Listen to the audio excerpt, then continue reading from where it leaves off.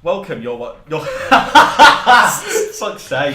You're listening to the first episode of the CouchCrap podcast, where we talk about movies, TV, and video game related stuff. I'm your host, Tom Reed, and joining me for the foreseeable future, and he's a good pal of mine, it's Sam Booth. Hello. That is me. How you doing, Tom? I'm doing alright, I'm having a good time. Yeah, we messed up a bit at the start. The audio's really loud on that'd be funny. It's aggressively loud. Yeah, quiet it down, can't we? It's GarageBand, it's alright.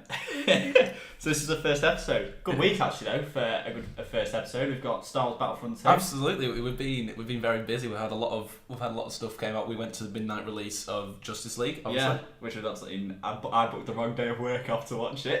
Yeah, because we'll just explain what actually happened with that. So, you text me saying, "Did you manage to book Thursday off?" And I said, "Oh no, I'm sorry, I didn't manage to book it off." And he says, "All right, it's all right. We'll go Thursday night. You know, when it's after the when we both finish work and everything."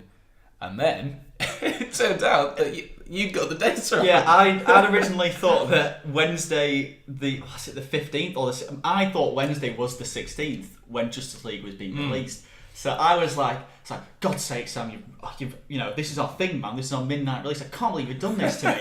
Long and behold, I checked the dates for Thursday. I was like, oh no, it's midnight on Thursday. So that was when I was off on Thursday. So I was like, I've literally taken a day off. I've done nothing today.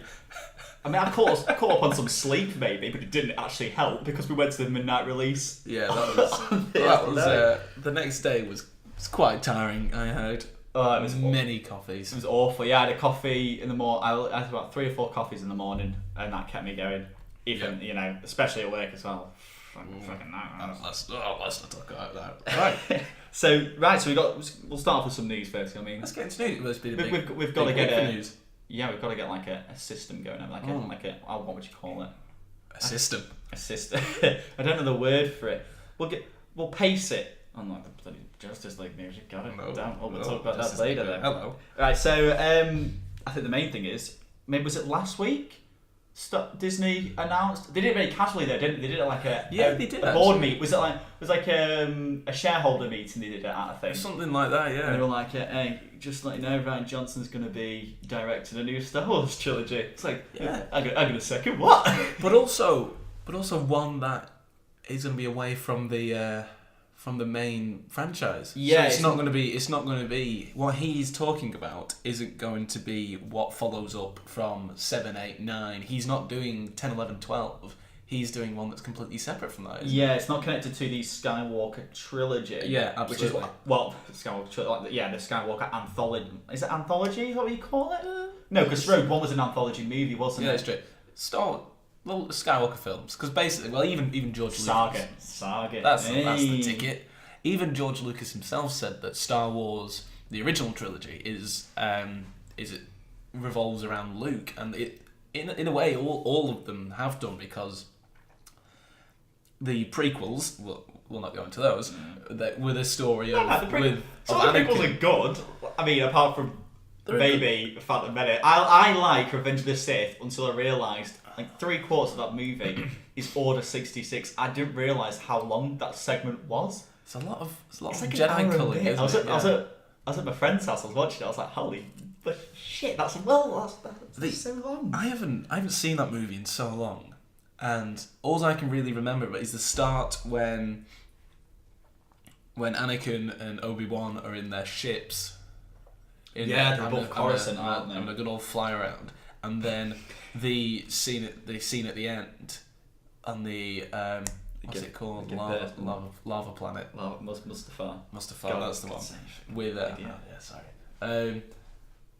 When they're having their end fight, and it's I have the high ground, because like that means anything, but apparently it did. Well, I mean, if he'd done a 1066 and charged down the hill, he would have died. So clearly having the high ground matters. Battle of Hastings. All that.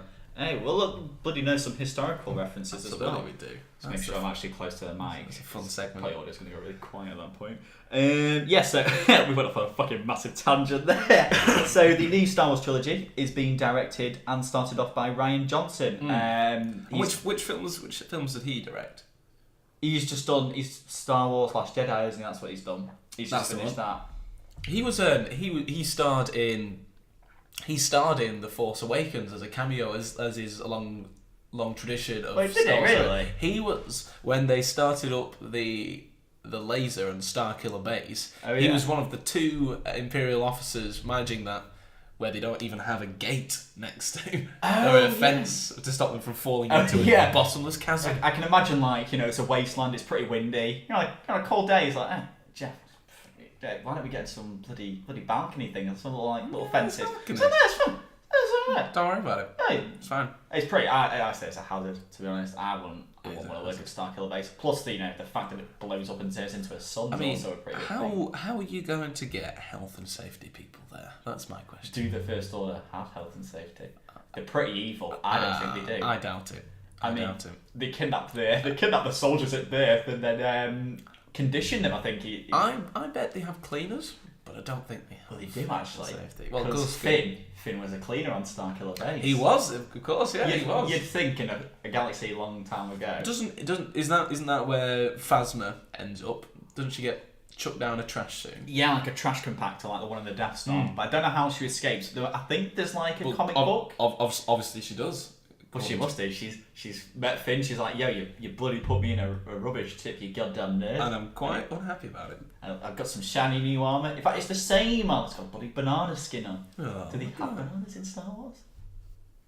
We can only hope.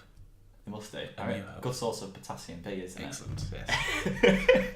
Yes, so Rian Johnson's directing the new Star Wars trilogy. It's actually going to be, it's going to be separate from the Skywalker saga. What do you think it's going to be about?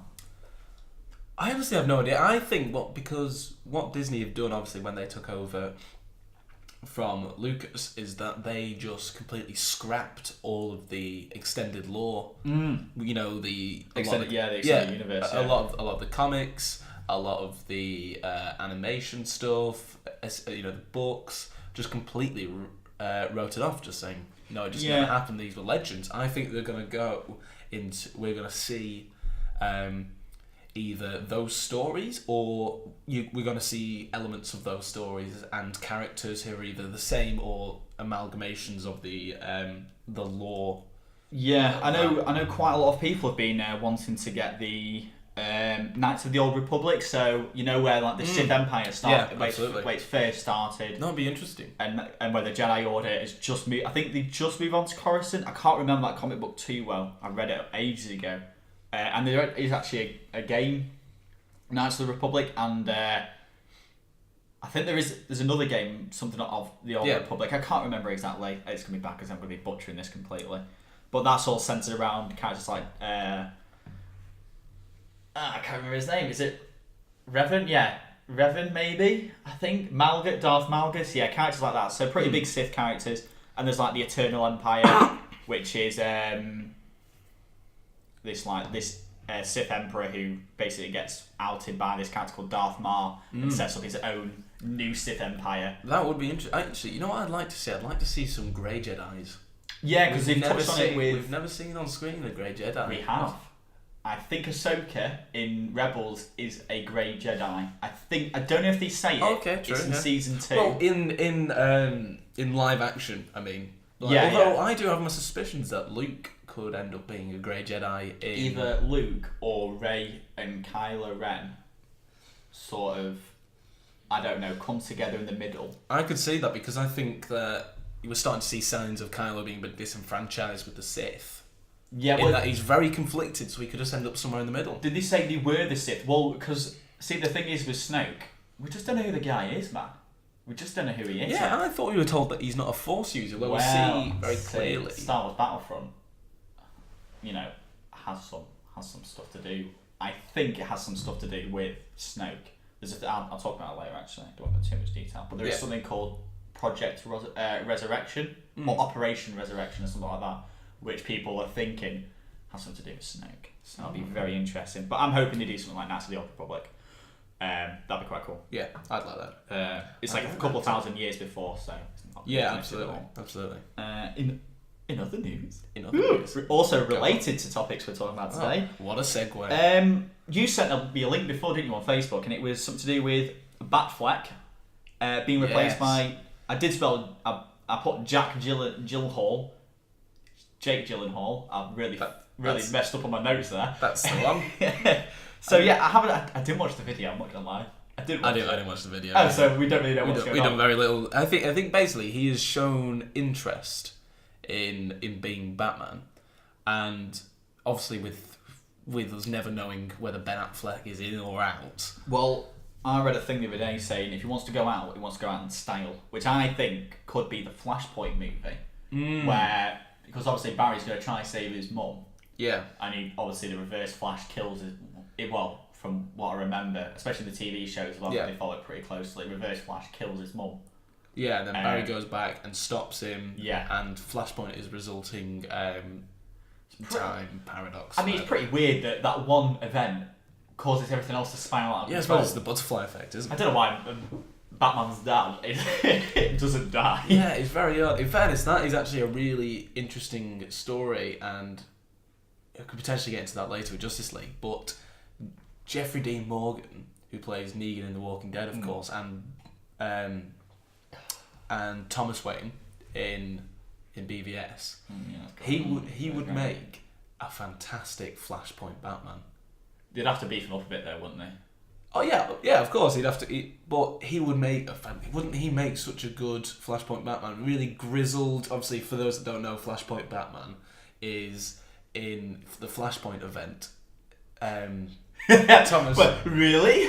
Oh, I didn't realise that. Thomas Wayne and Martha Wayne don't die, and Bruce Wayne dies in that alleyway. Thank God, what a little shit of a kid, wasn't he? Yeah, he's a bit of a dickhead, wasn't he? He wants to go to the opera. He probably welcomed death. Doesn't he? He did want to go. Like, did he want? I thought he was forced to go to the opera. I think he was. I don't think he did want to go. So he would rather choose death than go and see the rest of the opera. What was it? Was it Phantom Menace? I don't care what it was. And so Bruce Wayne is the one that dies in the alley, and Thomas Wayne becomes a lot more brutal and basically essentially a killer version of Batman. And also, interestingly, I don't think they'll do this, but in the comics it's a rather interesting point. Martha Wayne goes crazy and becomes that universe's version of the Joker, which is pretty cool. It's pretty rad. So wait, because we never really know the origins of Joker, I think normally people take it from the comic The Killing Joke, Killing is it? Joke, yeah. Yeah, so that's what they normally class as the most... concise version. Version of the origins of him. But I kind of like it. I don't really want to know the Joker's origins. I think that's a good thing about Joker. I guess it gives him a chance to change the Joker a bit from crazy dude's Joker. Yeah, I don't think they'll do it. I mean, because I think there's obviously so much controversy about Jared Leto. That's it. Yeah. But yeah. Anyway, we've gone past the point. I think.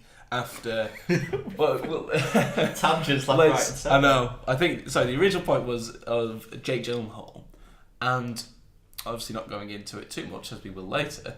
I think Justice League is a step in the right direction. So I think Ben Affleck will be happier to stay, and I want him to stay as well because I like where this is. I like where this is going, but maybe especially there's a specific scene. I don't know if you know what I know, but you know.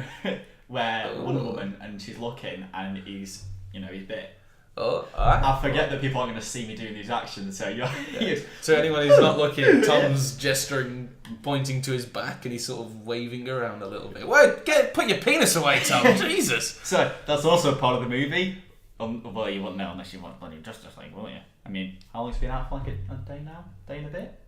Yeah, I think so. Yeah. But also Matt Reeves in an interview expressed his he likes Jake. He likes Mr. Jake Gyllenhaal. So he was quite interested, I think, anyway, if Ben Affleck does decide to leave this universe. Because I remember him saying he's had a bit of enough of it, which is a bit funny because Tony Stark, Robert Downey Jr., he's done probably about 17. Jesus, there's been so many. He's done loads, hasn't he? Whether, Ben Affleck's done 2. Yeah. Oh no, I think it was 9. Is it 9 that Robert Downey Jr.'s done for Marvel? Let's just say he's done a lot. He's done a lot. Avengers, Civil War. It's about 9. I'd say 9. Yeah, right. I was saying 2, but I think that's it. Yeah. Also, it would be a shame to see him go. Yeah, it would be. Yeah. Speaking of, well, this Deadpool's actually in Marvel, so I guess on the other side of the field. Okay, right. No, we can segue to that. So Yeah. I like how Iron Man is red. You know, and red is actually, I really like red superheroes. Speaking of red superheroes, Deadpool got a new trailer. What? Oh, that's a What a segue. We did it. You got there, but we got there pretty well, to be honest. So there's a teaser dropped the other day. Absolutely. It's based on he's doing a painting, isn't he? He's Bob Ross, isn't Bob he? Ross, that's it. He's doing some fancy painting. I He paints all them together, doesn't he? He does. I think that's a famous painting as well, but I quite like that. But what I thought was funny, which was completely Deadpool style, is the trailer's about like 2 and a bit minutes. Yeah. But it's basically 2 minutes of dicking around with him being Bob Ross, and then like 10 seconds of actual footage from the film. And it's all like reeled together really quickly, isn't it? Yeah, so you get absolutely. little snapshots of stuff that's happening, which is quite a nice teaser actually. You did. What's the name? Supernova. Oh, Supersonic Teenage Warhead, something Ninja like that. person. Yeah, whatever. Yeah, don't faces. Don't send in letters. Don't I'm not interested. She's got more hair now. She's She has got more hair. She's got a little whiff. little quiff, yeah. Bigger than mine. Bigger than yours. Bigger than everyone's. Bigger than everyone's. Yeah, so it looks quite good actually. Well, I'll see from It looks really good. 10 seconds. I'd have to like slow the individually everything down frame by frame to have a look. Yeah, absolutely. But I think, yeah, it looks good. You know, I think it's just gonna be. I think it's just gonna be more of the same, really. Which is fine. Which is absolutely. I am more than happy to see more Deadpool because I really enjoyed the first. It was good. It was a good fun time. But yeah, that was a loud slam, wasn't it? It was a loud slam. Yeah, I heard that. I forget that Hannah was still in the house. So You're still in the house. Hannah's our stepsister, by the way. Not that she'll be on the show or anything. Don't go looking for her. Don't go looking for I forgot that she was in today actually. Oh, I saw her before when it was there. what an interesting topic. I know. But these tangents, I didn't write this in the script, goddammit. Not that we have a script, but this is all offhand. And also today, this is annoying because it's ESPN, so we'll probably miss this. There's a new Incredibles trailer. Well, you think it's going to be a trailer anyway. I hope it's a trailer. I would love to see that. It has been so many years since the original Incredibles, and obviously that was in both of our childhood. It's supposed to start directly after the end of the first one, obviously. Yeah, because the Underminer, is he? The Underminer or a mole person. Mole man, yeah. He comes up and he's like, he goes, I am the Underminer and I've come to destroy your city. I don't know, I can't remember. It's a while ago since I watched that movie. I've come to make weird mountains in all of your grass. Hey, don't make a mountain out of a molehill, but guess what? I'm going to make mountains out of the molehills, you bloody dickhead. Yeah, what a good sequel. I'll be really looking forward to that. Obviously, that's like it's kind of they are superheroes. Yeah, of course they are. Yeah, that's coming out next year. I think it's next year. Anyway, I am very excited for that. It seems about the right time. First in line. Seems like the right time to drop a movie like that, doesn't it? So. Yeah, absolutely. I think it'll be well received. I think it'll be really well received.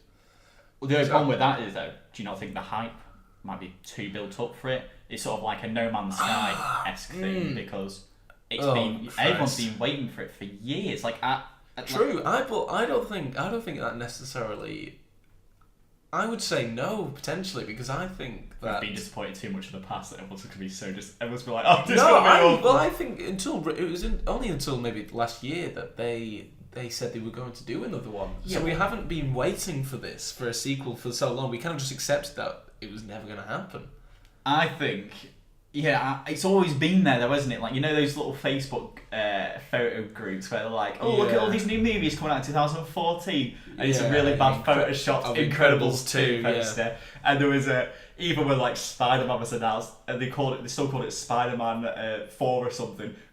Spider-Man Homecoming was out. In fact, the actual poster was out and they were still using like all the stuff. So, I think there'll be, as soon as they release this trailer, that's probably when the main hype train will start. Yeah, I agree. And so maybe you're right. Maybe you are right this one time. This one time. Never before. Yeah, never been again. Right. You've never been right before. I don't remember a time when you have been right. I'm always right. I'm king of the castle. Oh no, I messed up. You really messed fucked that up. Well, we'll bloody cover my mess up and we'll go to the next. You look a fool. Next topic. So, our first main one is it was released this week. Oh, that was a nice little drum, wasn't it? Echoing on the mic. Oh, this is just painful to talk about. Star Wars Battlefront 2.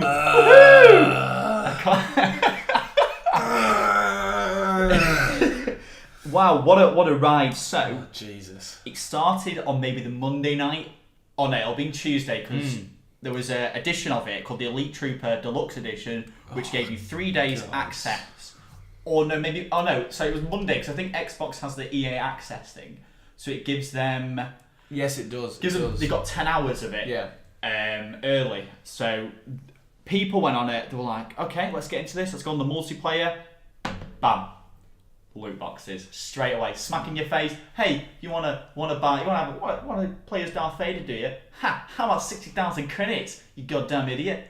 And how do you? And obviously, you have played. You've played this. You got it on release. Yeah. I haven't played this yet. We were gonna play it before, but we just jumped straight to this instead. We'll play it later. I mean, you can imagine. I mean, Sam can pretend that he's actually played it. It's not very good. I've played it. There we go. You haven't, because it's actually quite a good game. Sure. Yes, so the loot box, the supply crates, I think they're called, if I remember rightly. Basically, they cost credits. There's 3 in-game currencies, which is really difficult to comprehend. 3 in-game currencies? Yeah, so there's crystals. Crystals are the ones you buy. And you can't acquire those in any other way apart from... I think you can. I think you get 500. My friend Sam, there's a different Sam, he was saying... There's more than one? There's 3. Christ. Unlike the Sith, there's 2. Oh, brought it back. So nice. He was saying before that you get 500 crystals once you get all the weapons unlocked and everything unlocked in the game. So originally, this Reddit user worked it out. He worked it out around 4,000 hours. So 18 months it would take you of solid gameplay time. So I think the max gameplay I've ever done in a game, which is play Civ 5, is about 300 hours, and I've had that for a year. Yeah. And Civ 5 games, if anyone's ever played it, they take absolutely ages. You can just play that for end upon end, can't you? You just lose time there. You really do. It's very good. Back to StarWars Battlefront. StarWars Battlefront. Right, continue. So I can't forget what I was talking about. We were talking about the in-game credits. So you have to play 18 months. Oh yeah, so it was like 18 months of solid gameplay to get insane. everything in the game, to get those 500 crystals. So you've got the crystals, you've got the credits. Now credits can be earned through playing the game. Okay. So in single player, you'll get, if you do challenges, the single player challenges will give you credits. Okay. About 500 each. Okay. Which is quite nice actually. So if you do all the story missions, you will get 5,000, I think, in total. Okay. And what do we've got to talk about? What do things cost? Like if things cost $1 million at the least, 5,000 is nothing, is it? It might as well, right? So originally, a supply crate for a trooper would cost 4,000 credits. The heroes cost 3,000 or maybe 2,000, and the starships cost 2,000. Now with the trooper packs, the star cards, from what I've played, don't really affect it that much. And these star cards are the upgrades that the characters. Yeah, so originally in Star Wars Battlefront, they weren't in supply drops. I don't think there were supply drops. Yeah, there weren't any supply crates in Battlefront 1 to begin with. So these star cards you unlocked through challenges. The challenges were through the DLC, they're called contracts. So basically, 25 kills with a weapon would get you a certain star card. Yeah.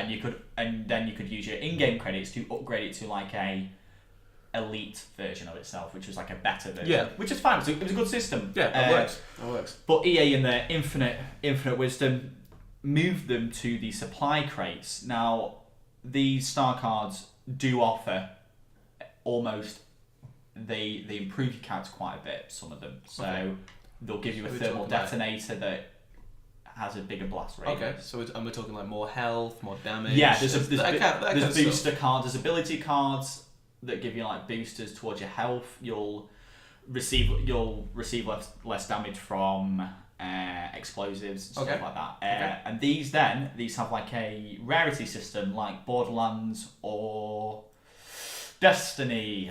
Yeah. Oh, great. Jesus. So they'll go from white, which is common. Okay. Bloody hell.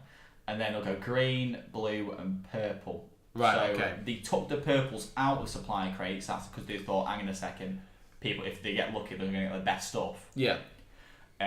So there's white, green, and blues in these supply crates, and then the third currency comes into this, where you'll get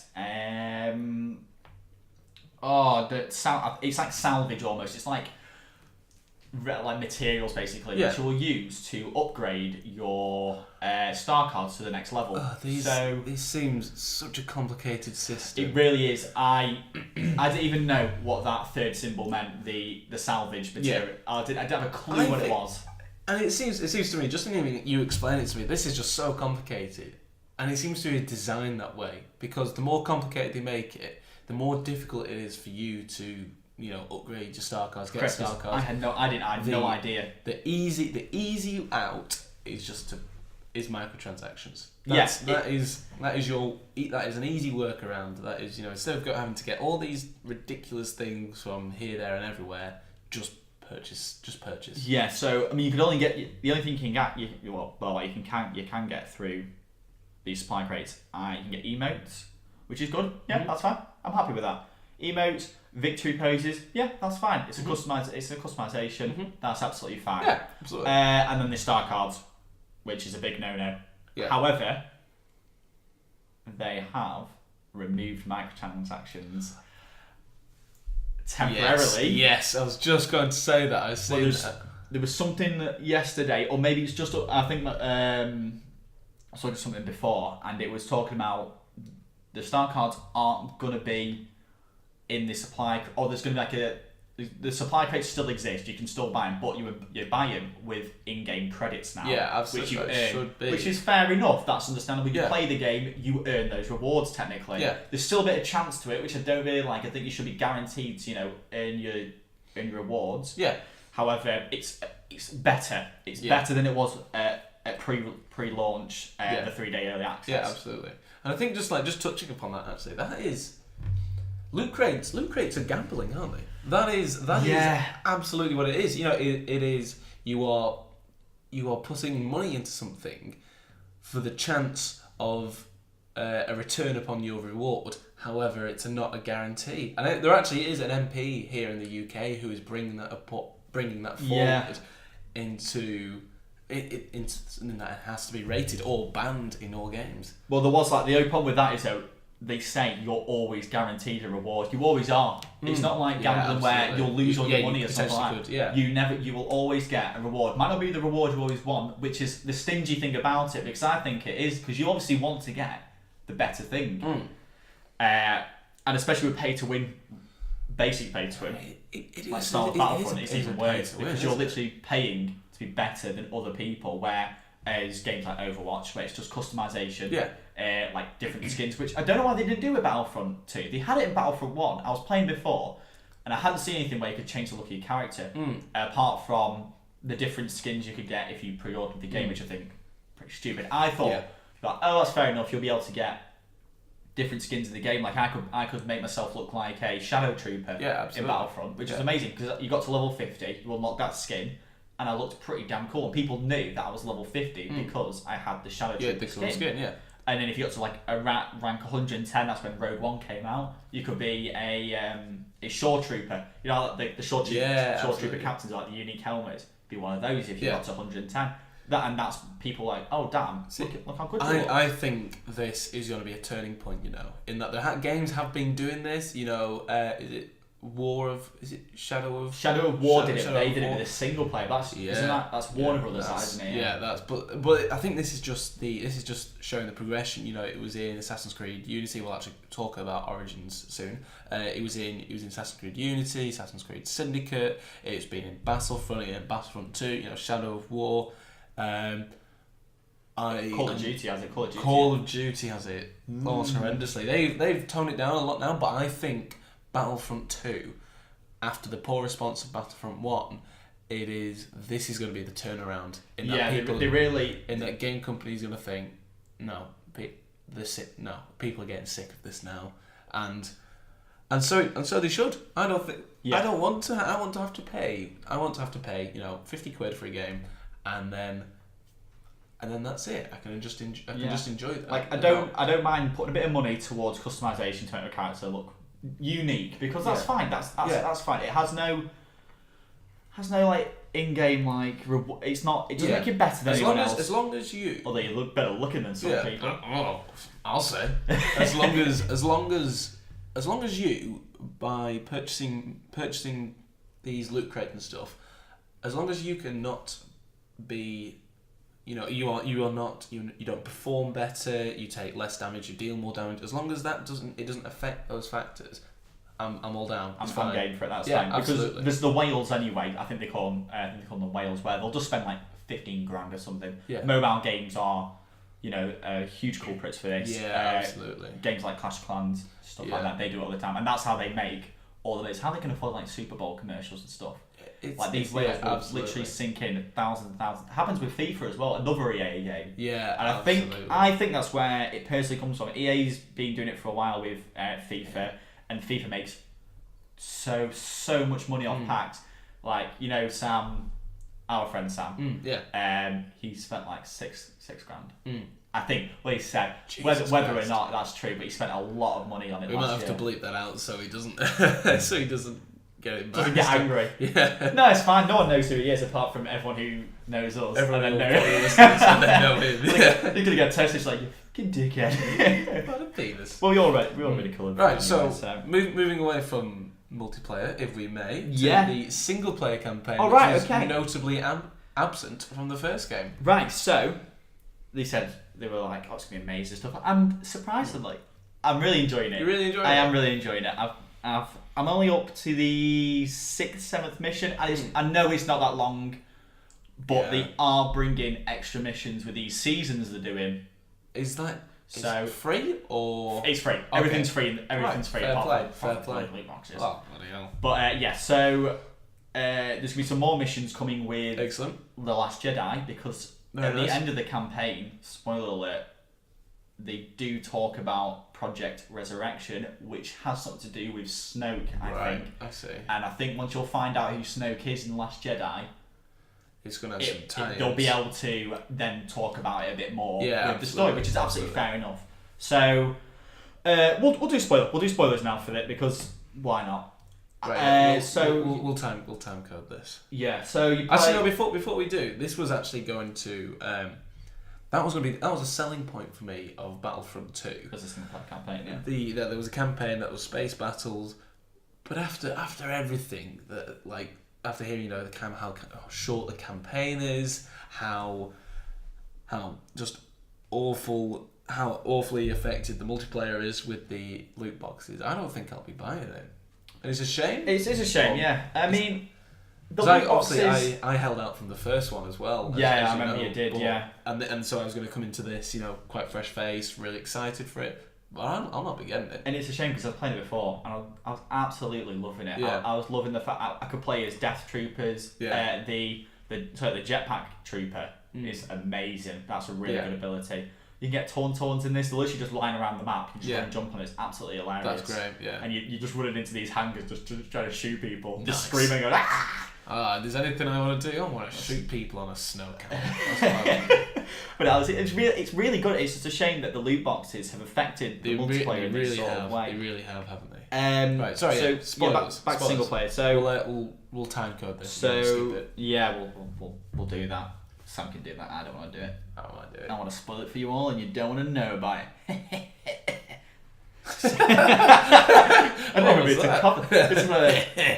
I'm so evil, but I'm also incredibly feeble. That's the title of the episode. Nice. Evil and feeble. Evil and feeble. So the campaign, it's really good. I'm enjoying it. You start off as this elite Imperial squadron called Inferno Squad, and there has been some comic books released that delve a bit deeper into this. I just coughed. Get out now. Okay. That's what I thought. Right. I can start the third time. Throw a pen on the floor. Sorry. So you play this elite Imperial squadron called Inferno Squad, nice. led by the fearless Commander Versio. Her father, Admiral Versio, is an admiral. You're joking. Of the Imperial fleet of Vardos. I won't hear it. I do not believe it. Well, Admiral Varsio is an admiral. Well, we'll play it later, because you haven't actually played it yet. I'll bloody show you. Please do. So, you're basically Elite Squadron. You're made after the destruction of the first Death Star to stop anything like that happening again. You're the best at TIE fighter, piloting and ground as well. So you're a mix of both. It's quite cool actually. And they get a lot of differences in levels of that, because you go from space to ground or ground to space. It's really good. You get a lot of variety in missions. So you start off on a rebel cruiser called is it Resurrection maybe? Yeah, you start off on a rebel cruiser and basically being captured, and the guy's interrogating you, but you haven't been captured. You got captured on purpose. So there's a Moff called Moff Wraith who's had his signal intercepted by this rebel cruiser, and he's basically telling that the Imperial fleet has moved to the far side of Endor because the rebels basically put a beacon on Sullust saying they're amassing their fleet there. Yeah. So they tried to trick the Imperial forces to go there instead. Okay. So they think they've gone from the Death Star, but they haven't. They've gone to the far side of Endor, where they can't be seen for some weird reason. I don't know. Yeah. I guess you can only look at half a planet, I assume. Yeah, that's true. That's how space works, right? I think so. Yeah. I love space. So you but they've intercepted the message, but they haven't decoded it yet, so they don't know what it is, but they know it's of importance because they know it came from Moff. Right? Yeah. So you go, you play as your droid actually for a bit. It's like a D10 or something. I think that's what they call it. ID10. So you play as that. You can shock people. It's really funny. There's like a droid. There's like a C-3PO unit, and he's got no legs, and he's sat on this like table, and he's telling you not to do stuff. And you just this droid just like having a look around at these information. He's like, no, don't touch that. And he's like, oh, why do I bother? I can't do anything anyway. And you can kill him. You can just shock him to death. He goes, oh, he just falls off the table. Nice. Got him good. It's great. Anything I like is tasering the disabled. I bloody love it. Can't keep that in. We might do. Can't tase the disabled. It's not nice. So evil and the evil one. They're the feeble ones. No, we can't keep that in. We definitely can't keep that in. That will be stricken from it. Right. Okay. So the C-3PO unit. So basically you go for that and you play as the droid, you go through ventilation shaft. It's quite a neat little mission. And then you basically go into Versio's little holding cell, and she's like, hey, cheers for bloody doing this. And he helps you out your cufflings, you get up. And you have to cufflinks? You mean your handcuffs? Yeah, what's the called? She's wearing a dinner suit. Oh, come on, you're late for the ball. You're late for the gender-neutral dressing ball. I can't keep that bit in. That's fine. Can't offend people. That's one of our other things for, man. Not too offensive. God, that was ages ago. I didn't look at that the other day. Yeah, I keep getting notifications about it on Facebook. So do I. Anyway, right, so you go through, you sneak through, kill a couple of rebels, yeah, good. Kill a couple of rebellion scum. So you get through and you go to the communication type place, and then you decode the message yourself and just delete it, and then an alarm goes off and you have to basically escape the ship. It's a pretty cool scene actually. You see that ship later on in a different mission. It has these like weird sort of EMP cannons on it. Ion cannon. I forget what they're called. So you go there and then you go back into your ship. The Corvus, it's an ISD Raider class. It's quite a cool ship actually. So you go on there, your team rescue you, and you go and you're like, hey, good work buddies, good work. And Hask is there, your second in command. He's like, no casualties. You went, yeah, I'm still here. And he's like, I'll have my turn one day. That's like a little nod. It's a little foreshadowing. Tom just pointing at me with his pen. Yeah. We need to film this. It helps with my actions because I'm not good at communicating unless I'm pointing at someone, because I'm a figure of authority. Gun fingers. So at the end, you look at this hologram. You're like, the rebellion will fall today. But obviously, it's a bit more intimidating. I'm not as intimidating as the person who plays Adam first. Yeah. So you basically go, and then it cuts to the Battle of Endor. And it's just as Piet's Admiral Piet. That's my best Darth-Vader impression from Empire Strikes Back. Nice. Nice. So Piet, the Superstar Destroyer gets destroyed, doesn't it? Crashes into Death Star. So you literally start from there and add more Versios, like go to me Inferno. He goes, "P.S. you fool," and he goes, "Contact Versio, Inferno squad on the ground." Yeah. And that, you start from there, go through Endor, and then you witness the Death Star's destruction, and you're like, "Oh shit!" Have a bit of a cry. So you basically have to save this Imperial squadron. You work with them, which is quite cool actually, because they're like, "Oh, we weren't expecting special forces," and Haskell's like, "That's the point, Sergeant." Like kicking him in the teeth a bit more. Like, bloody hell, this kid's been attacked. He's lost his Imperial squad, and you dickheads coming and go, "Ha! Yeah, what'd you expect, man?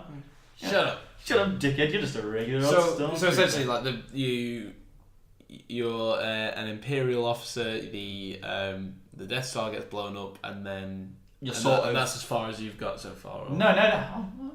Let me continue on. I'll cut through a bit quicker because I realise I explained a lot on the first mission, and it's only like 15 minutes long. Yeah. So then you go into space and you go back onto your ship. The Corvus is a bit damaged and stuff like that, and then you go to Vardos, and that's when you get that Emperor droid thing in the trailer. You see it in the trailer, and he's like, "Commander Versio." Yeah. Operation Cinder, which Operation Cinder is actually, I think it's Legends, or it might be canon now. But I know I suppose it's canon now, isn't it? Yeah. So basically, satellites that like make they change the weather on a planet. It's like these weird, it's like this destructive lightning. It's really cool. So you go get the satellites from Moff Wraith. You do a couple of missions with that, and then you return back to Vardos. You're like, and you need to save a prospect Gleb. It doesn't matter. Yeah, just this important woman on Vardos, which is your home planet. And as you jump out of hyperspace, you see Operation Cinder satellites pointed at your planet. So you're a bit like, this is why they didn't tell me anything about it. What our next target was. Yeah, it's because it's my home planet. So you storm on board, like, why the hell are we doing this? And you're like, I don't take orders from dead men. And at the end, I was like, you take orders from me. That's actually a really good impression. It's exactly like that in the thing. Yeah. So then you reluctantly go down to Vardos to save this person, and then a bit of the force, like the lightning, like strikes the building and knocks a bit of it down. Yeah. And the civilian gets injured. You're like, and then your teammate Miko is a bit like, he's like, "Oh, we've got a ship on the landing deck. Run towards that." And then Haskell's like, "No, what are you doing? We're only here for one person." Yeah. He threatens to kill them all. So, how long are you going to take to go through this? Excuse me. Sorry, Sam. Long story short, I've only got to like the 5th mission. But from what I'm describing, the last 15 minutes have been pointless now. So spoilers. Tom has barely played the game. No, I'm about halfway through it actually. There's only like 10 missions. I told you it was short. That's upsetting. I think it's about 4 hours long. Oh, that's not good. God, I've gone for like 200 seconds. Christ. Which is like 4 minutes. Nice. Actually, it's not long. Not good at all. Overall it's a good campaign. I'm enjoying it. Shame it's shorter than I would have hoped. I've just joined the Rebellion. Spoiler alert. If you joined the Rebellion, I was going to get to that before you interrupted me, you dickhead. But so I have just stopped them attacking Naboo with the Cinder satellites. So that's how far I've got. But the next mission is on Takanada, what was it called? That one in The Force Awakens. If I'll get it. Tell you what, I will get it once it's massively come down in price. I will spend. You do right. I don't think EA do that. Yeah, do they? They did it with Battlefield. It's pre-owned. I'll get that. I'm sure you can probably get a really cheap pre-owned copy now. True. I don't see why you wouldn't. I will not be spending more than £10 on that game. No, I don't blame you at all. I mean, it's probably just. I'd say it's better than the first, but it's still. So give me. What's your verdict? I'll give it. At the moment, I'll give it a 6 out of 10. Once the customization and everything, I'll bump it up to an 8. I want to give it an 8, but I can't because of certain stuff holding it back. And I think the loot box thing definitely holds it back. And the story. And I know there's an arcade mode, but I honestly haven't actually played it. Yeah. Apparently it's supposed to be good, although there is a cap on the credits you can earn from it. Right, okay. Slight thing. Apparently they're thinking about adding Galactic Conquest from the original Battlefront. Okay, Which is that'll a be really, good. really good That'll mode be because good. I love conquering the galaxy, and it really inspired me on what I want to do in my real life. In real life. Conquer the galaxy. Whereas opposed in real life, you've only been conquering eclectic collection of sheds. Yeah, I've conquered quite a few sheds recently. Stole a few from my Not too neighbours. many. Enough. Just enough. I've got 2 sheds outside. I was thinking about adding a 3rd. I'd say 3rd. Yeah. Nice. 3's magic number, isn't it? Nice. It is. Keep the children in there. Yeah. Well, currently there's all laying around on the floor. Get off me, children. I'm talking like this is my own house. It's not. It's my mum and stepdad. So Wow. they'll buy a shed. They'll buy a shed. Get them to buy a shed. Right. So you wanted to talk. I was going to talk about, because obviously you have Battlefront 2. I bought Assassin's Creed Origins recently. Take it away. I'm going to say you can talk to me for a change, but I'm going on about bloody Assassin's Creed until I get sick of the story. So I'm not going to tell you about the story. No. I might do a bit. yeah, please do. So I had almost forgotten about Assassin's Creed for a bit because obviously Ubisoft took a year out, and to be honest, it was well worth it because Unity was awful, Syndicate was just dog shit. It was awful. I'm not gonna. I didn't play Syndicate. I played Unity. I had that weird face. No glitch. good. It was Syndicate was just dreadful. And so what they did, they took a year out, which I was so glad they did. Really, really good. And they completely changed the combat. So you're no longer just holding down a button and you counter it. It's definitely more. I'd say it's more like Witcher 3. All right. Okay. Well, So Witcher 3 is a bloody amazing game. Witcher 3 is a fantastic game, and the customization is a lot different. It was like in, obviously you played Unity. You could change. Did you say you played Unity? Yeah, but I can't remember it. It was ages ago. You can have different bits of armor and it all looked different, and you made your outfit and stuff like that. But now what you have is very Destiny-esque actually. So you can have 2 main weapons. So you can have a sword and a spear or an axe and a hammer or something like that. And then you also have, which are a big part of it, the bows now. So there are a bunch of different kind of bows, and you can have 2 of those. You have 2 bows. You can have 2 different bows that you can. This bow. You get bloody exactly. You can swap it out, so you can have one that's a bit more snipery, one that's a bit more quick fire, one that has you fire 5 at a time, so it's more shotgun-like. So you go from Legolas to a famous sniper. Yes. American sniper. He's American. He's American. I don't know his name. And you upgrade not through money, but through finding you by hunting, and then by dismantling weapons that you find that you don't need for like iron, bronze, that kind of stuff, and you build it up. But you're actually not an assassin in this because it's set in. Oh well. Hang on a second. In Assassin's Creed? Assassin's Creed Origins, but you're not an assassin. You're not. Well, what you are? So it's just Creed Origins. It's just Creed Origins. So that makes no sense. Well, you start off as what's called a Medjay, which is essentially like the bodyguard to the Pharaoh. Oh, right, okay. And it's set in something like 47 BC, before Egyptian... Christmas. That's what that stands for. Is it? No. Before Christ, I think. I don't know. History. Was he born on Christmas? Because people say they changed the date. I think it was in summer. The Christians like agreed it. Yeah. I mean, I wouldn't want to give birth. Well, I'm not gonna give birth because I physically can't. Well, not with that attitude, you won't. Well, after the book we've read, I might be able to actually. That's true.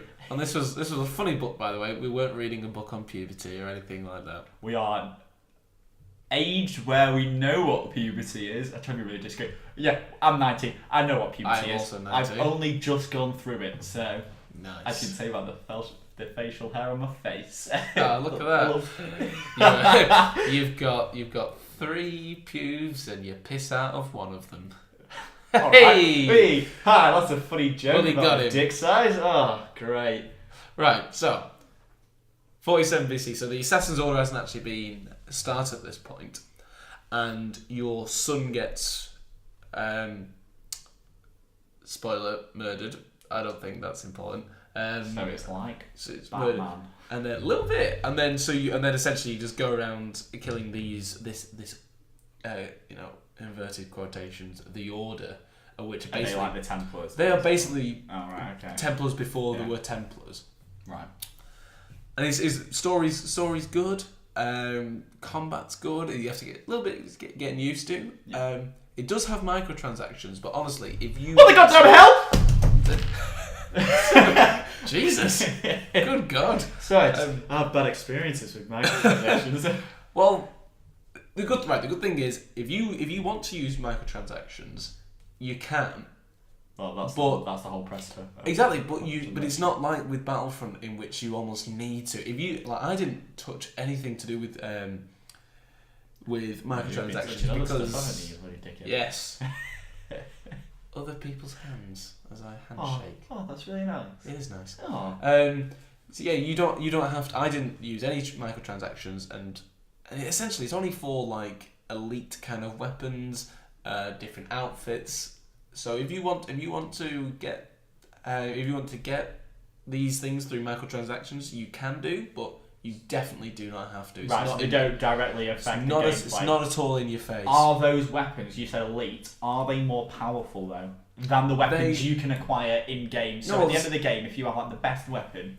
No, not at all. Right, not at all. okay. How it works is that there are common, rare, and legendary weapons. So there's blue, purple, and yellow. So yeah, the basically Borderlands. Yeah, absolutely. Yeah. And so they will all have different effects. So some of them will have you get when you parry correctly, you will get a bit of health, or when you hit. Or some of them will poison upon hit.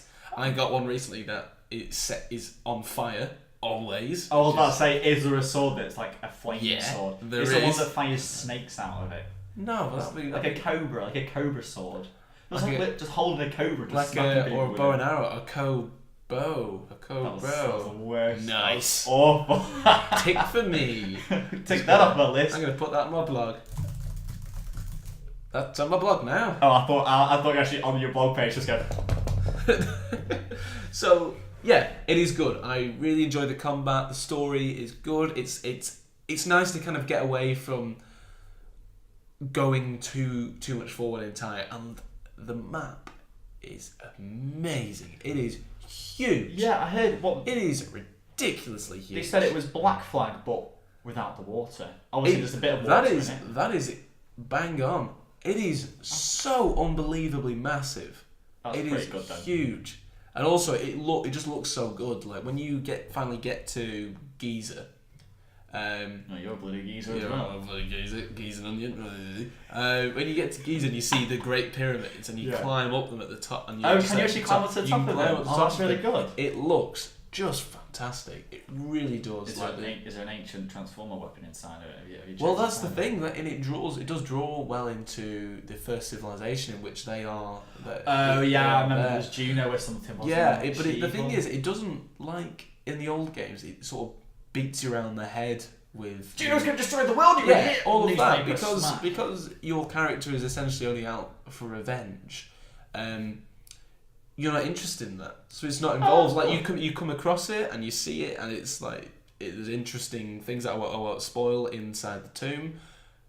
It doesn't. You don't really bother it. Like it's there if you're interested in it, but if you don't want to, you don't have to. All right, okay, that's pretty decent. All right. Yeah, and the story, and this is a spoiler, so just jump from here. But how it ends is you. Your wife in this, the main character's wife, starts up an assassin's order because they realise that the way to happen, the way they've operated, been quite public in killing their targets, is that they need to operate more in the shadows. Right. Okay. Yeah. And so she leaves to Rome to keep control of the Roman Empire to make sure. I like that. She starts up the Assassin's Order, and that's how it's up. But it starts. It only forms at the very end.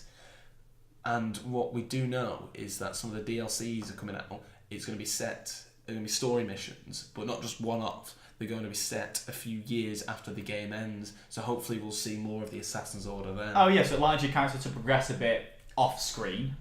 Yeah, absolutely. And then come back and you're like, I'm a bit more of an assassin, a bit more experienced. Yeah. And hopefully by the end, you're sort of seeing the build-up of a fully fledged absolutely, of assassins. absolutely. All right, that's pretty damn cool. It is definitely in my top 3 favourite Assassin's Creed games. What are your favourite Assassin's Creed I'd games? say Brotherhood, definitely. Brotherhood's fantastic. Yeah, that's decent. And I really enjoyed 3. Did you really? I actually did. I Yeah. found it a bit jarring. I'd Really? say, yeah. It was the first one with naval combat, but I also enjoyed seeing, because obviously we'd mainly been with.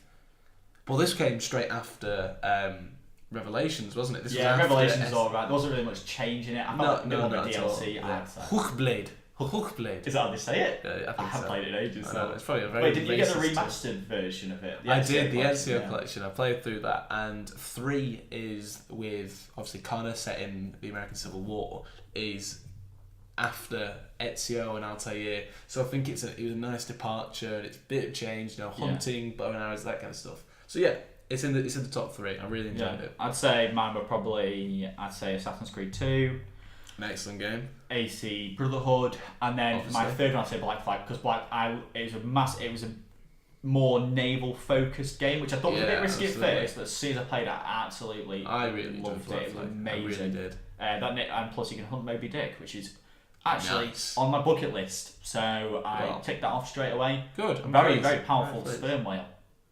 I'm not talking about. Well, I guess Moby Dick was pretty strong as well. Hey, and hopefully you had some on your boat. There was some good seamen.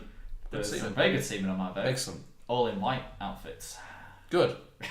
Moving on from that non-childish joke. God's sake. I promised everyone I'd be really professional on this, and I failed straight away. You did not promise anyone that. I promised myself that last night while in bed, pondering about the universe. Oh, that's quite nice with pondering, isn't it? Pondering.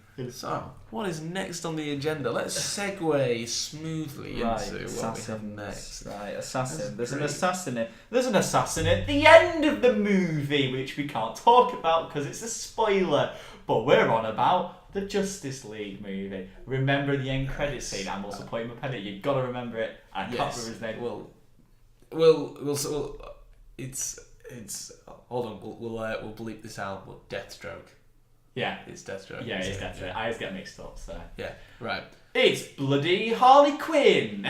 It's not. That would be awful. Right. Yeah. Justice League. So I enjoyed it. Yeah, I really enjoyed it. Did you? I was. Alright. I've thought about this more. I really enjoyed it, and it is so. I'm so pleased to see that it is just a step in the right direction now.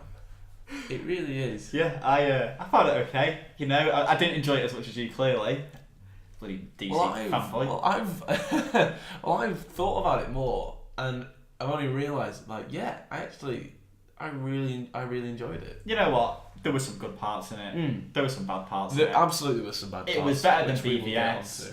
Absolutely it was. Not as good as Wonder Woman, no. I'd say, but it's a step in the right direction. Well, what made me realise that I did really like it is that obviously Zack Snyder's version was going to be a lot longer, but Warner Brothers told them to make it under 2 hours. Plus, 2 hours dead on. Family member died, didn't it? So. Yeah, true. Well, his version was going to be a lot longer. Yeah.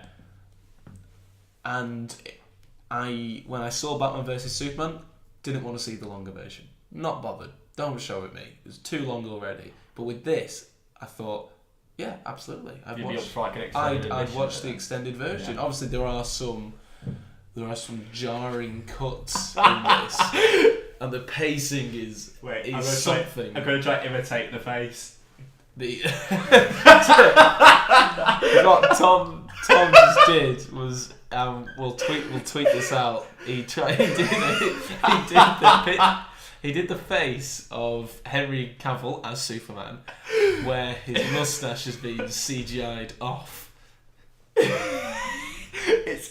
I feel like the whole bottom of the face is just extended, and it's a constipated face.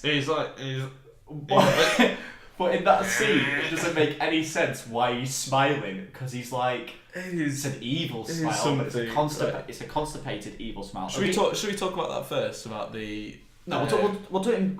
Should we do it in chronological order, or we can talk? I've got different points down here. Right. It is third on the point. I've already gone. It's okay. I don't know. It is okay. Yeah, so actually, in 4 words, can you describe Justice League? In 4 words. Okay, 4 words. right. Okay, yeah. Not terrible. Mustache horrifying. That's the best. That's the best I can do. I'll go with. It's CGI. Okay. Okay, that's good. Yeah. That's good. Yeah, I had to put in my own That's review like at the end. That's really good. That works. Right, what should we talk? Should we talk about the characters or? Yeah, so we'll touch upon the. We'll go for the villain first because I think they need a solid villain. You know, Marvel struggles with this sometimes. Yeah, Marvel's villain. A lot of the time, to be honest. Steppenwolf is the villain. Is the big CGI grey man in this film, starring in this film. Last in Wonder Woman, it was Ares, and in this film, the big CGI grey man featured is Steppenwolf. And it's honestly quite off-putting. Yeah. When you first see him, this is going to be a spoiler. We'll put a time card in this so you know we're going to talk. We'll start talking about it. He comes in that Amazonian vault or like little house. I don't think that's a spoiler. I think that's just. Yeah, well, I guess we're going to. He's looking for these mother boxes, which are essentially like a source of power from. Mother. Mother. Yeah, he says something weird. He says like you're going to fall in love with me and stuff, but. Well, I didn't fall in love with him at all. Not at all. He's looking for these mother boxes, which he is trying to use, and when he can combine them, he can turn Earth into Apocalypse, which is his planet. Essentially, is what he's trying to do. Basically, and the Amazons have one, the Atlanteans have one, and the human race has one. That's how it works. Yeah, there's a bit of like there's like a what would you say, like a story, like they have like a little flashback to it. Yeah, which I enjoy, which actually, and this is not a spoiler, but we see Green Lanterns in that. You do, you see the Green Lantern Corps in it, which is good. I like they're in it. They're a bit CGI, they're a bit off. They're a bit CGI. However, it's good. It's good to see that they are actually recognised in the universe, which means well, it makes sense because Green Lanterns look after certain sectors in space. Obviously, one would be assigned to look after Earth, and when this happens, and Steppenwolf being a big bad in the universe, they've come to help stop him. So it makes sense that they're recognised, that they're space police essentially, that they are coming to help. I think you do see the Green Lantern of Earth in that. I think you do see him as he flies over. He flies over, and then that alien one dies on the floor, and his ring flies off, does it? Yeah. And Steppenwolf's like, "What? The rings are everywhere." He is like he's saying that in his mind. He does say it in his mind, but we know. So he attacks the island of Themyscira first. This is where you first see him. Actually, you know what? While the CGI is slightly off, I really enjoyed that sequence. It was a very good sequence. The music for that sequence is amazing as well. It's outstanding. Like they're basically playing like a game of what would you call it? Keep away or keep away? Yeah, just they've got basically mother box, they take the mother box and they escape the vault and they trap Steppenwolf in there. And he breaks out and he sends his parademons after him, and he's also jumping and like chasing after them. Yeah. And he takes out Amazonians who hold it, and then they throw it to a different one. One of the Amazonians like ties it to an arrow and fires it at the people at the front. That was cool. It's honestly a really good sequence. It's just a shame the CGI in this movie is off. Sometimes it's amazing. Like I know they do a really good job with it sometimes. Other times it just doesn't work at all. I think not at all. I think the reshoots are most obvious with the CGI. Yes, because of the mustache. It's it's just not good, is it? It's not good. It's just don't zoom the face again.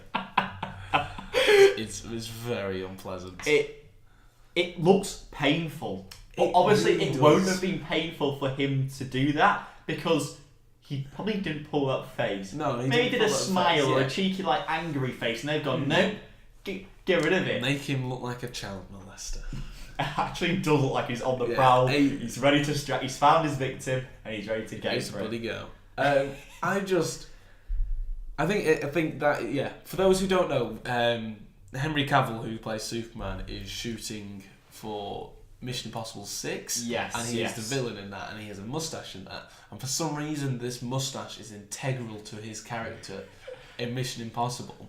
So they said, said, no, sorry, you want to use him for reshoots, he cannot shave the mustache. And they said, please, and they said, no.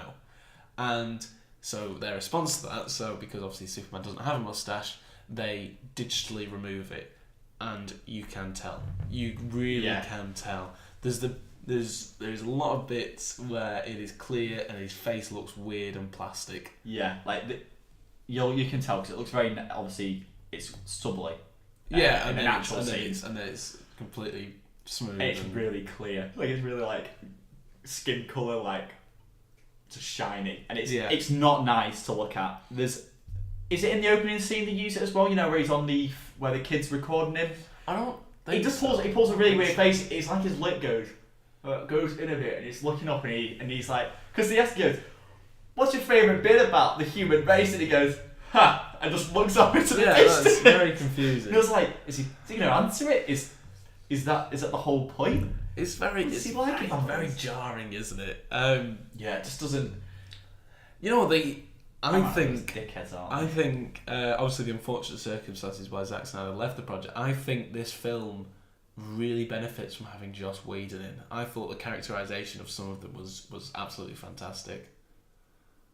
Yeah, sorry, my computer just went a bit weird. I was looking, making sure everything was alright. I thought so. Shall we talk about like the characters that are in it? Obviously, because we've touched on Steppenwolf, haven't we? Yeah. So they've done this opposite to how Marvel do it. They've not given each one of them films and then given together. I think they've given and I actually don't mind it after seeing Justice League.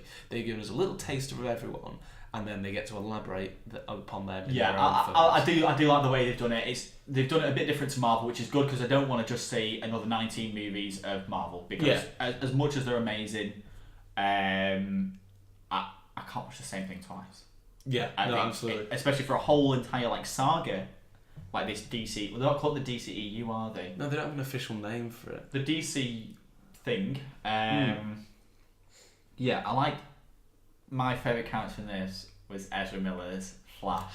He was amazing. Really good there. Honestly, I think he stole his scenes in most things. I think he did. He took it away from Wonder Woman. I now would have preferred to see a Flash movie maybe before Wonder Woman. Really? Just because he was absolutely hilarious. He made that film better. He was very funny in it. You can see Joss Whedon's writing technique, directing techniques in that, should we say. Yeah. He's honestly, the timing of his humour is perfect. It's that bit where they're fighting Superman after the reviving. I think everyone knows that Superman comes So basically, they revive Superman with one of the mother boxes, and he's sort of a bit out of it, and the last thing he can remember is fighting Batman. Yeah. He doesn't really remember that he's fighting. So he immediately attacks the rest of the Justice League. He attacks the rest of the Justice League, and then because the Flash obviously can move, he's moving really quickly. He doesn't realise that Superman has really super fast reflexes. Yeah. So he's running on the memorial, and Superman you see his eyes just turn. I think that while that's like it's a funny scene, I think that is fantastic because and I think it also shows that Barry Allen hasn't faced off against Reverse Flash yet. Yeah, because otherwise he is not used to seeing someone who is as fast as him. The Reverse Flash is faster than actually. Exactly. He's not used to anyone being anywhere near as fast as he is. Which is it's so funny because you see his face just changes. Yeah, because he's trying to run around the back of Superman and then like stop him, and he sees like his eyes follow him, and then his head turn, and then he just. I really like. I was honestly pissing myself. I found it absolutely hilarious. It's just his face where he's like, no, and he like falls over, just trips over and stuff. It's brilliant, absolutely brilliant. Because obviously at the start he sort of looks and doesn't he sees all the parademons in that tunnel. He's like, well, I can't do this. And it's like, I've only ever pushed people, and that's actually in the trailer. I think that bit's in the trailer. He's like, I've never pushed people. I've never actually run away. I don't really. Yeah, that's actually a really interesting character moment as well, and I really like the fact that obviously Batman is like the oldest member of the team. The Wonder Woman is the oldest member of the team, but but he is like more grizzled, more experienced, I'd say. Yeah, he's more battle worn, isn't he? Absolutely, yeah, and he really takes on a good mentoring role there because he says to the Flash, the Flash, I don't want to do this, and he says to him, just save one person, and then you're good. And then he says, but what then? And he says, you'll know. And so he saves one person, thinks, gonna save more. And I really like. Yeah, that. they do really develop his character, and you see it goes for naturally. He gets more confident throughout the movie, and eventually he's fighting the parademons at the end. Yeah. Even though he does trip over sometimes, well, Batman saves him again in that smokestack at the end. Yeah. And I really like the character interactions with this. Even when Superman's back in his normal foot, he's having some laughs and some jokes. He's having some laughs. Gives us some gaffs with the team. And gaffs. And he is the better version of Superman now. Maybe, this is the best version of Superman we've seen in a film. And I only got like 20 minutes of scenery with him, so it's great. Yeah, absolutely. Lois Lane is also not in it as much, which is perfect. She doesn't, as much as I like the actress who plays her, Amy Adams. Mm-hmm. She just doesn't.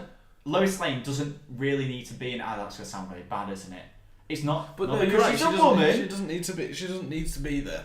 It's just she doesn't really add anything to the story anyway. I know she's a love interest for Superman, but we're not about love here. We're about fighting. We're about Sven Steppenwolf, a big CGI man, who also mentions Darkseid. Yes, he does actually, doesn't he? And the good thing is, they don't show Darkseid off. They only reference him once. And he goes for Unity, for for the Unity, for Mother, for Darkseid. Yeah. And you're like, yeah, what? I really enjoyed that, which is good because I'm absolutely buzzing to see Darkseid. Yeah, so am I. Actually, on the point of the humour you raised with Flash, I think we should go over that because the thing I did enjoy, a lot more funny bits in it, really good. Some of them did not land at all. Yeah, some of them were very, it really took me out of it. Like, a bit I'll explain is that when Lois and I know what you're going to be going on. Lois and Clark's mum, can't remember, Martha, obviously from BVS. I saw something before, sorry to interrupt, but they were like, they shouldn't have called them mother boxes, should have called them Martha boxes. And I was like, oi! Hey yo. So yeah, with Martha and Lois and the talker, and Martha says, "Oh, Clark, he loved you so much. He always said how you were the thirstiest woman he's ever met." That's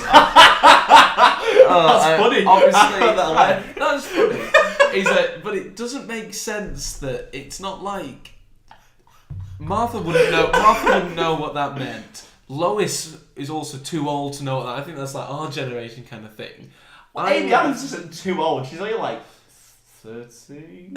She looks. She looks great, but I think she's older than that. I think that's very much an our generation thing. And then she goes, "Oh no, he meant hungry." It's like, Clark wasn't really calling Lois a hoe. That's very but funny. But he was. 60 time in the bathtub. Woohoo! It didn't land for me. And also when Clark comes back to life and he flies him and Lois back to the farm, and she goes, "There's really dramatic music, like he's alive, is this in the cornfield where he's touching the No, corn? It's before that. It's like when her boyfriend is back. She's back to life. They're coming back to the family farm. It's a big emotional moment. The music is swelling, and she goes, "Oh, you smell nice." And he goes, "Oh, did I not smell nice before?" She was like, "Oh no, you smell okay." Oh yeah, a bit of a and then I was like, What? I what? Unnecessary. It was like, that was odd. It was like a comedy relief moment, but it didn't need. Yeah. You just dropped your pen. Drop a fucking pen. Let's try to take my lid off. Yeah, I don't think it didn't need to be in there. No, some bits were very funny. I like that. I also think, actually, let's go on to Batman. This is a good segment. I think he had some funny moments in it. You did. Oh, very funny. I liked it when they're fighting Superman, and then what's funny is, and it wasn't meant to be funny, but it was funny. Superman is like holding Batman by the face, like flying quite a few, high up in the air. Okay, yeah. And he's kind of grilling, and then Superman sees Lois. And he just drops Batman out of the sky. I thought the scene where he pulls the face. He goes, "Do you bleed?" And he pulls that. Oh, that was good actually. That was a bloody zinger and a half, wasn't it? Zing. He just drops him out of the sky, and then Batman's on the floor like, my leg hurts. He's like, I'm bleeding a little. Okay, he goes, I'm bleeding a little bit. He's like trying to pull his leg off. It's funny. I think he was fantastic in that film. Batman That's what I mean. Really good. Ben Affleck Really good. actually does a really good Batman. I think, there's right at the start, there's a scene where he's trying to lure out a parademon. As it turns out, parademons are attracted to the scent of smell, to the scent of smell, and the smell of fear is what I wanted to say. And so he is scaring this criminal. Actually, there's a really good bit. The criminal is when he comes out of the house that he's stealing from, the window like opens and you see a very glimpse, a reflection of Batman like standing. You just see it as a glimpse, and I think that's very Batman. And then he uses the fear to obviously draw out the parademon.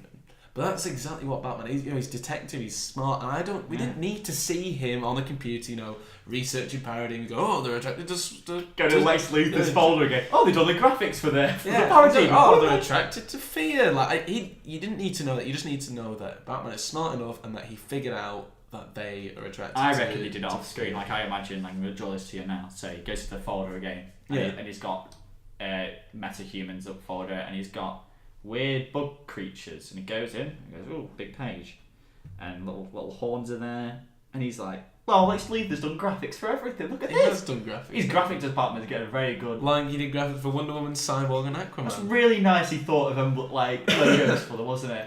Yeah. Saved Batman a lot of time, definitely. Yeah, doing but that. I enjoyed the fact that he is seeing how smart he is, how Batman-esque he did, how Batman-esque he was. He also think Ben Affleck didn't seem as reluctant to be in this. Yeah. Although from obviously like off behind the scenes and stuff, we've all heard those little like rumours and stuff like that. But he did a really good job. I hope he stays. He fits this role perfectly. I think they're building up his and Diana's relationship, because obviously there's that scene where it sort of it shows that, because obviously everyone's pretty much invincible. Yeah. In the team, and he's the one without the powers. Well, I think that just shows how good he is. That he is with someone who can run faster than light, someone who is a literal god, a robot man, and a man who can fly and has come back to life. And he's just wonderful woman. Well, she's the god, isn't she? Basically, ish. Oh, maybe. Yeah, she's part god. Yeah, she's part god, isn't she? Yeah. They and he is just a guy, and it shows he's bruised. His arms come out his shoulder. It's flying on the floor, wasn't it? Because it cracks it back in for him. And it's kind of this relationship between them is building, and I like the fact, because there's always been a bit of a love triangle with Batman, Wonder Woman, and Superman in the comics. That they're exploring their relationship, which I quite like. I think that's good. I knew that bit would happen. She sort of comes around the corner, she sees him, and he lifts up his thing. He looks at his bruises, and he's like, bloody hell. Jesus, he is.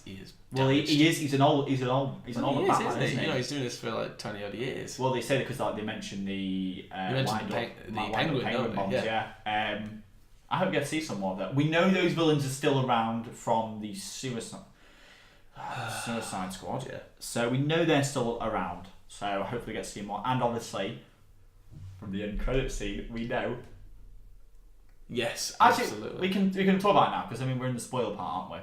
And we'll get to that at the end. Yeah. We'll carry on talking about the characters in this, but yeah. And Wonder Woman again was as fantastic as she was. Her score when that first scene with her taking out but it has it is just fantastic. It does like its own. It has like, it sort of links in with the Justice League theme a bit though, because it tones down, and then she has to face off against Bruce Bolton, the bloody little snakes. And again, he's like, I lost Winterfell, my son killed me, so I guess I'm gonna have to blow up London. Well, he tries to blow up London. That's a very small side plot, but I really only small plot to say. I really enjoyed her in this, as always, and obviously that she has, she's having banter with the team. There's a funny bit where the Flash lands on her when they all fall down. He gets up really quickly. He's like, and she's looking. She's got like, what's going? Yeah, because he lands on her boobs, doesn't he? Yeah. he's just face down. He's like, shall we talk about the weird headbutt scene? There is the Superman fight. There are three. For anyone who hasn't seen the film yet, there are 3 consecutive headbutts which are in a absolutely space of 10 hilarious, seconds. Yeah. So Superman headbutts Wonder Woman because she's like gripping his arm, stopping him from, or she's doing like, you know, crossing her arms with her braces. Yeah. And he headbutts her, and she's like, she's not having it. So she headbutts him, and then he's not having that either. So he flies up like a couple of feet and does a flying headbutt into her, and she crumples into the ground. It was very odd. I found it brilliant. I actually found it hilarious though. It was funny. I looked at you and I was pissing myself. I was like, I can't believe they managed that. It was funny, but I was like, what? Well, that was odd. What? Speaking of fight scenes, I think the end fight, it's just a bog standard final battle with the boss. It is, isn't it? It is. I don't know what you can really expect, but there's not a beam in this. There's not a shooty beam though. Bloody hell, tap that bit too hard. There's not a shooty beam into the sky. Not a big shooting blue beam into the sky. Yeah. What does that even do in series? I don't know. I want to pretend that movie never happened. It has like revolving things around it. Something like that. Enchantress is doing a weird dance, I guess. But yeah, so there's no shooty beam into the sky.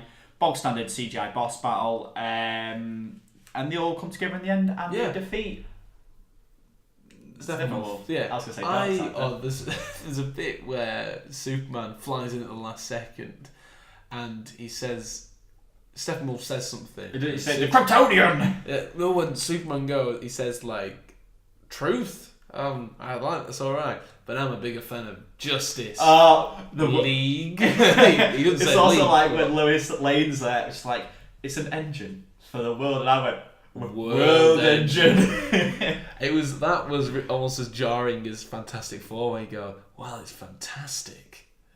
What did you say? It's fantastic. Yeah, it was. Wait, is that the new? That's the new one. Yeah, Fantastic. Fantastic. Yeah. I watched it it was on Netflix actually the other day. I was going to watch it, and I only got through the first 10 minutes. It's not good. It's not good at all now. But actually, yeah, back to that fight scene.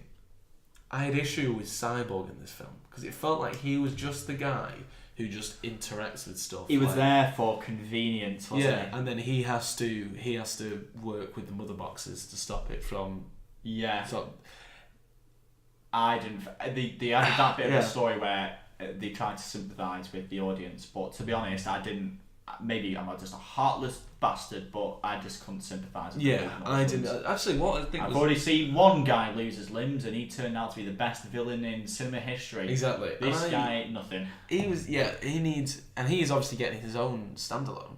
And they need to do that because they barely explored anything about it. Yeah, I mean, it's like they were trying to leave the door open to explore what his storyline will be, but I didn't feel enticed enough to want to go through that door, to want to explore more about Cyborg. I just felt he was definitely the weakest out of the Justice League, and maybe that's just in general with DC. I'm not too sure.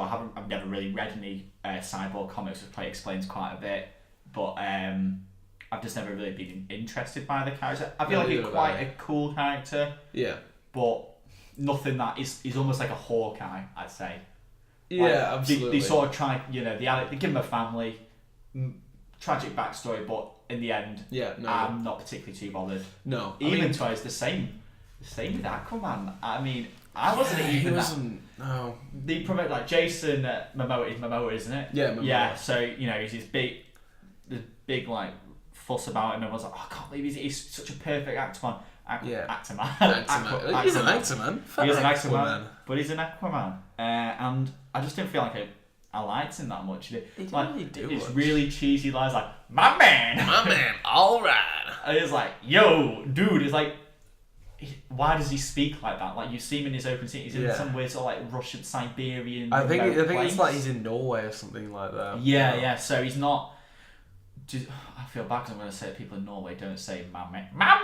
Oh, maybe they do. I don't know. But I feel that's more of an American thing, and unless he goes to California Beach regularly to save women from drowning in the beach, I only assume it's women that drown. It could be men as well. Oh, men can breathe underwater. We know this.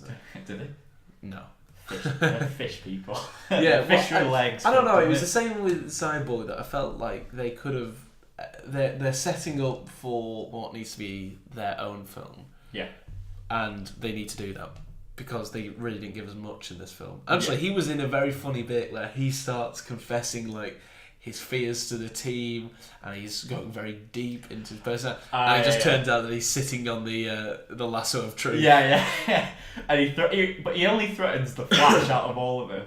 Yeah, I know. I thought it was a bit weird, but I found it funny. And the Flash's reaction to everything, I've got to go back to it's great. Ezra Miller does a really good job. Really funny. And probably because he does really like the universe anyway. Like absolutely. In real life, he's a big fan of all this comic book stuff. Like in the Harry Potter, what is it called? Fantastic Beasts. Beasts of Fantastic Beasts. Fantastic Beasts. That's fantastic.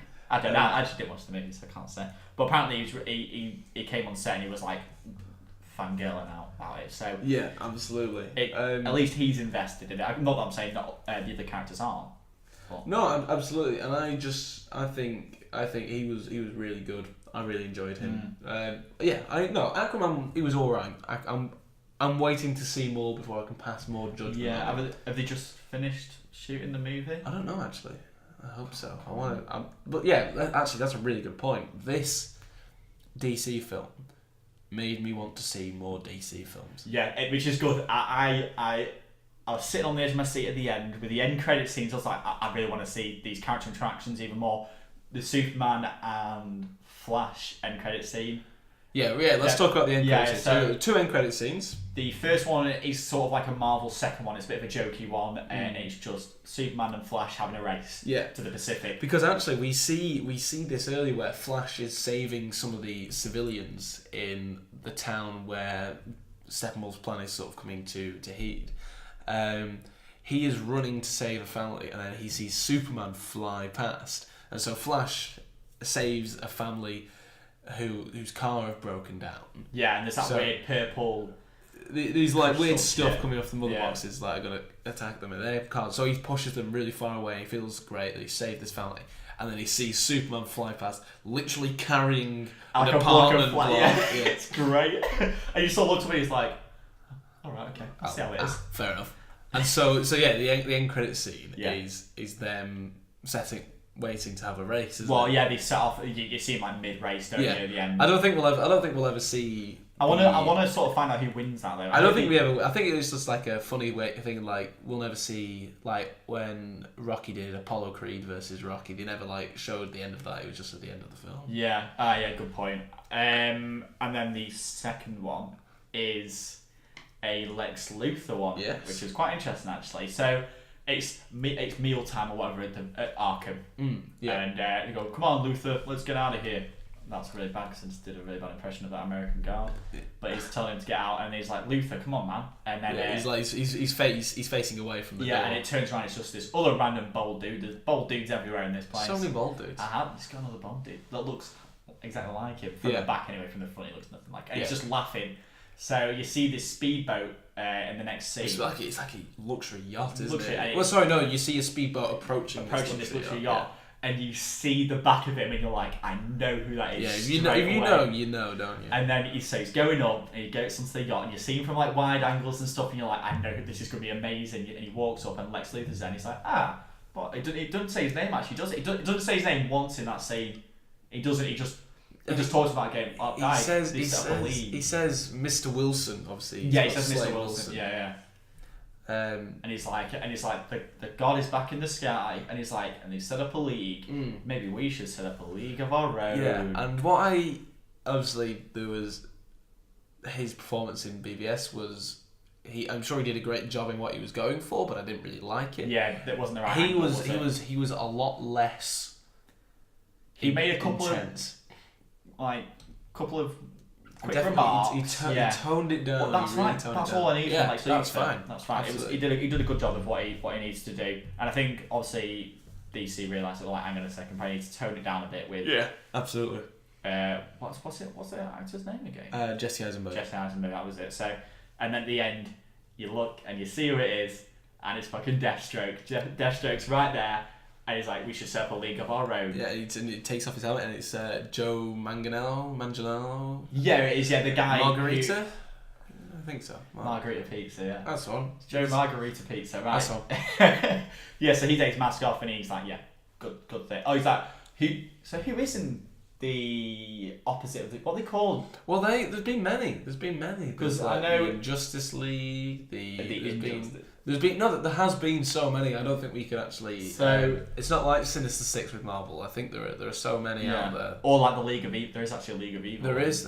Actually, that's what's interesting, and just harkening back to Cyborg, he talks about having this alien language in his head, which obviously comes from him being made from the mother box. There is a character in one of the evil teams called Grid, who is Cyborg when the machine takes over him. Oh, right, okay. Which I think they were like, if this goes well, I reckon they'll bring him in at some That's point. pretty neat. I like the sound of that, because obviously you probably know a bit more about DC than I do. I know certain storylines, but I'm not more of a Marvel guy, which is probably bad. It's probably it hasn't influenced my opinion. I like some of the DC movies. I also dislike some of the Marvel movies, so don't get all on my grill.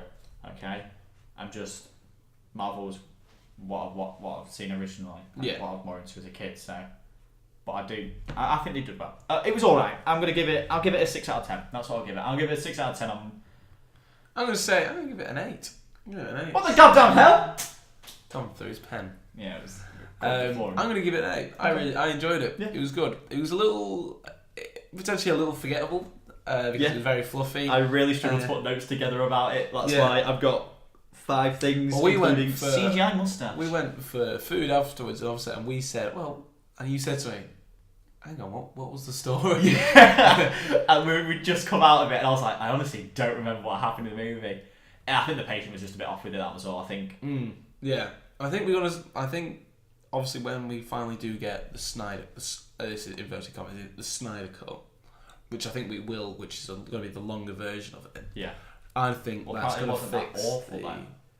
Yeah, exactly. I think we're gonna.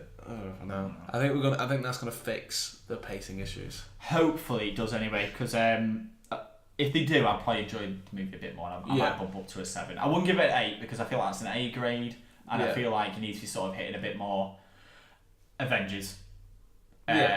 Assemble. I'd give this around an Age of Ultron. It's No, somewhat forgettable. Not great, but good. Had good moments in it. The characters were in this. I felt, especially Ezra Miller, I preferred, because obviously in Age of Ultron they sort of dust over a couple of them, don't they? But yeah, it was good. It was okay. It's okay. It's good. It's alright. Yeah, absolutely. I haven't really got anything else written down. I don't know what else we were supposed to discuss. Oh, that was it. The famous segment. So, how would you... Well, that was echoey, wasn't it? How would you have done Justice League? How would I have done? Didn't have to be that long. Yeah, I'm not expecting you to bloody come up with anything. I would have...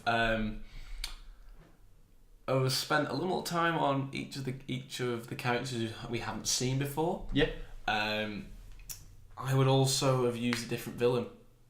Yeah, I feel like Steppenwolf is a bit too big. He's Darkseid's general. Like, it just doesn't... Darkseid's uncle, or he's something. He's Darkseid's uncle in the comics, but he's his nephew in the film. Oh, is he his nephew in this? Right. Okay. I guess that's sort of stepped down really from the big baddie. Yeah, absolutely. But I just think he was just a bit of a nobody. Do you reckon that they'll do sort of like an Age of Ultron? Do you reckon they'll do Brainiac as the second Justice League? I would like to see that. Yeah. I'd really, because then you can sort of go into Krypton a bit more, Krypton's history, because obviously he takes Kandor. I think he takes the city of Kandor, rightly, which is where Zod's from. So we might also learn a bit more about Zod, and that's also where Supergirl comes from. Oh, hello. Supergirl also lived in, I think it was Kandor anyway.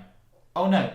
Oh, maybe it was actually just the general. Maybe it was just the city that Superman lived in. Supergirl was jettisoned from Krypton at the same time as. Yeah, she's older than Superman. Yeah, she's his cousin, but she went around the sun a few times, so that's why she's supposedly more powerful than him. Oh, so she soaked up more radiation. Exactly, she's soaked up more light from the more radiation from the sun. Do you reckon they'll bring Supergirl into this?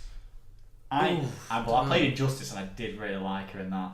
Yeah, no, so have I, and she's good in that. I actually haven't seen any of the Supergirl TV show. It's alright, you know? Is it good? It gets better and better, yeah. Right, good. Yeah. I reckon so, yeah, maybe eventually. A bit cheesy in parts, but I think that's... If it goes well, yes, they'll bring her in. because obviously they'll change it because they didn't keep the TV Flash, did they?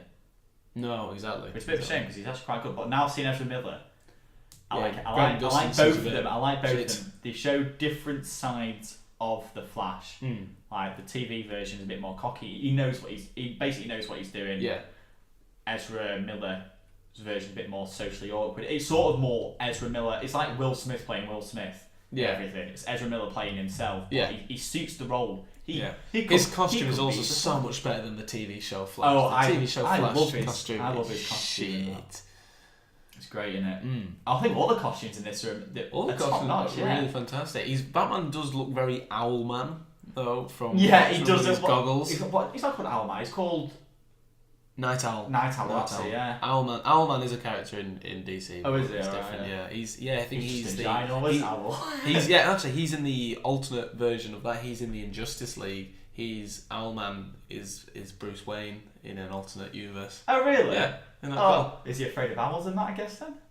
Yeah, I guess so. What does Night Owl have to say about that? Stop stealing my costume, please. Stop stealing my costume. The proper Zack Snyder costumes though, because you can tell. Night Owl looks pretty similar to the Batman. To the costume that yeah, absolutely. They did. Well, actually, one of the main. Speaking of costumes, good segue, am I right? Segue.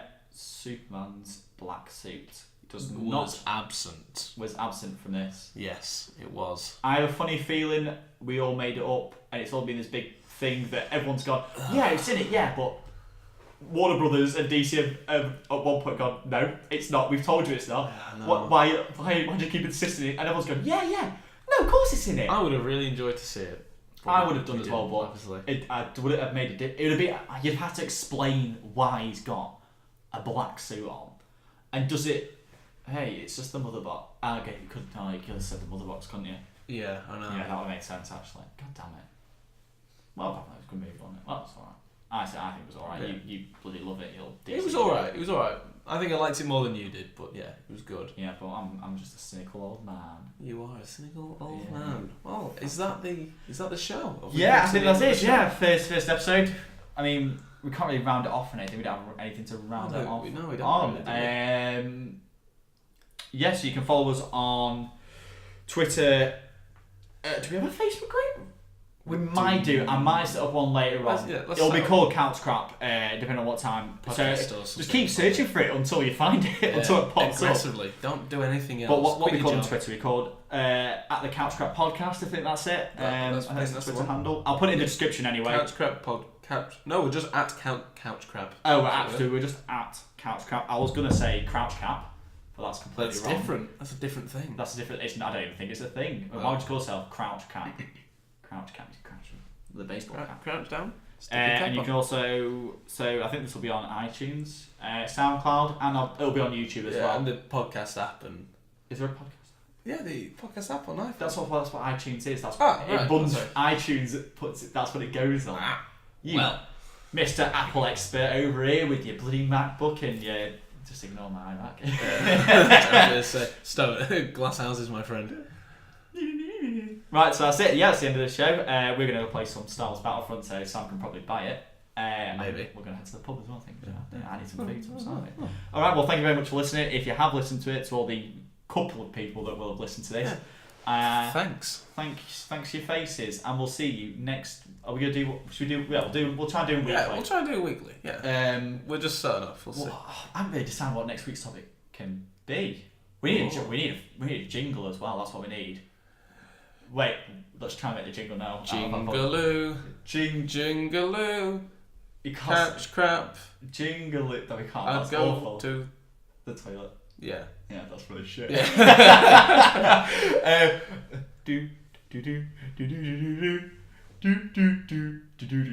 CouchCrap.